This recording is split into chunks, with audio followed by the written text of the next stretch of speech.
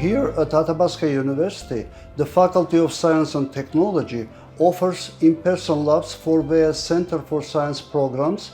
Our commitment to small lab sizes is unique and offers more one-on-one instruction and opportunities. There are some skills that you can only do in a lab setting. You cannot teach these skills virtually. You need to have students on site and practice these skills manually. I really like the student contact. That's what makes all the effort worthwhile, because I get to see students in person, which is a privilege.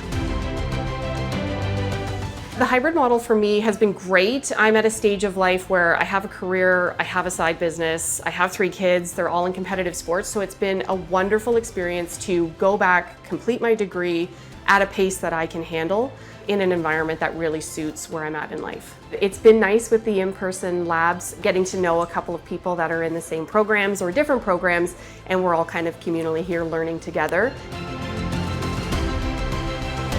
Before I found Athabasca, I didn't think university was possible for me. Being part of a hybrid program has allowed me to acquire knowledge at home and then be able to tie that knowledge to the hands-on experience I need when I come to the university, which I think will really help me in the future when I go to work in a laboratory or try to get a job in this field.